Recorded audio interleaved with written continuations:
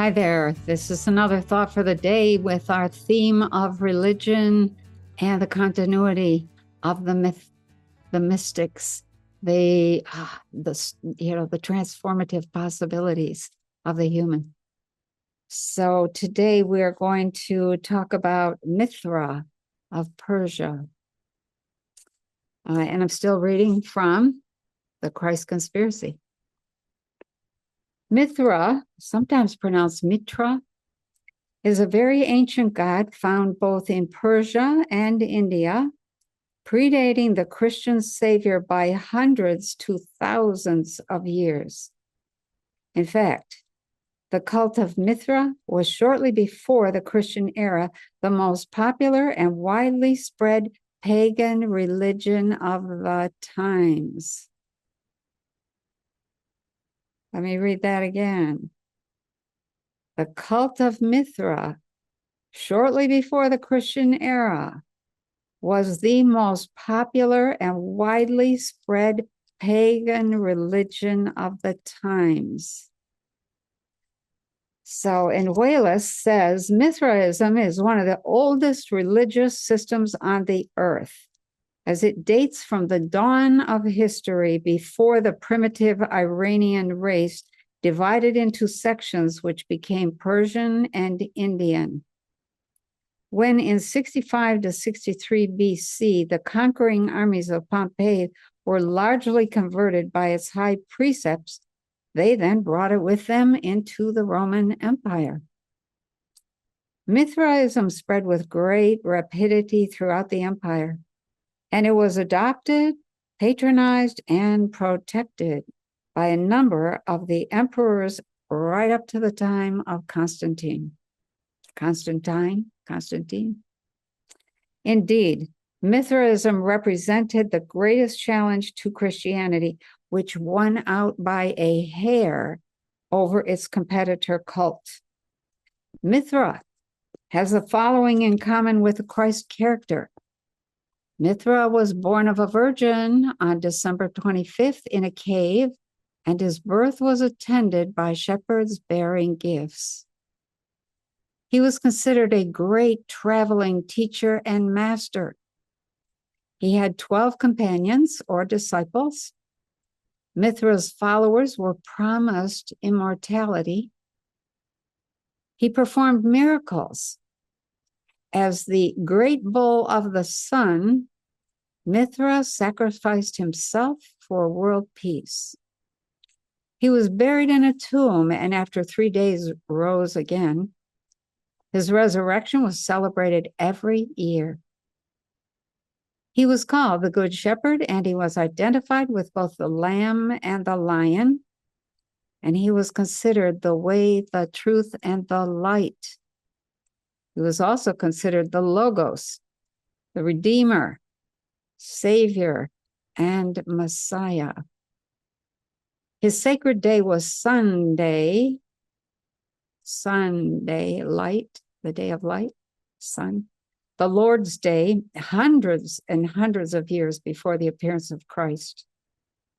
Mithra had his principal festival on what was later to become Easter, symbolizing the resurrection. His religion had a Eucharist, or Lord's Supper, at which Mithra said, "He who shall not eat of my body nor drink of my blood, so that he may become one with me, and I with him, shall not be saved." And his annual sacrifice is the Passover of the Magi, a symbolical atonement or pledge of moral and physical regeneration. Furthermore, the Vatican itself is built upon the papacy of Mithra. The Vatican is built upon the papacy of Mithra. And the Christian hierarchy is nearly identical to the Mithraic version that it replaced. As Walker states, the cave of the Vatican belonged to Mithra until 376 AD, when a city prefect suppressed the cult of the rival savior and seized the shrine in the name of Christ on the very birthday of the pagan god. December 25th. Walker also says Christians copied many, many details of the Mithraic mystery religion, explaining the resemblance later with their favorite argument that the devil had anticipated the true faith by imitating it before Christ's birth. Samuel Golding states in the book your church doesn't want you to read, quote, Paul says they drank from that spiritual rock, and that rock was Christ. These are identical words to those found in the Mithraic scriptures, except that the name Mithra is used instead of Christ. The Vatican Hill in Rome that is regarded as sacred to Peter, the Christian rock, was already sacred to Mithra. Many Mithraic remains have been found there. The merging of the worship of Attis, Attis, into that of Mithra, and then later into that of Jesus, was effected almost without interruption. In fact, the legendary home of Paul of Tarsus, was a site of Mithra worship. Of Mithraism, the Catholic Encyclopedia states, the fathers conducted the worship. The chief of the fathers, a sort of pope who always lived at Rome, was called Pater Patratus.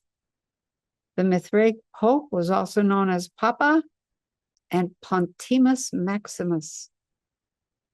Virtually all of the elements of the Catholic ritual, from mitre to wafer to altar to doxology, are directly taken from earlier pagan mystery religions.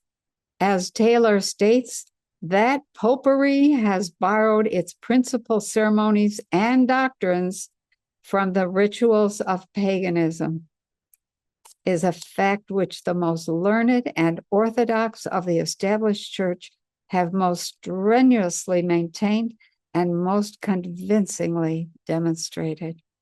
So as you go through your day, ask yourself, what was that early, quote, pagan religion that the church has so vociferously made evil? What was that about?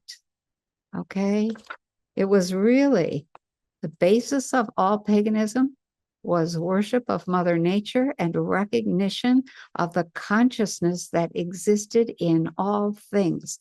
And that's why the pagans had many gods. They were communicating with the God in the tree, the consciousness in the tree. They were communicating with the consciousness in the water, with the consciousness in the flower, with the consciousness in everything. And they called that the God within. And that is what has been lost. So think about that. What about the God within you? Make a great day.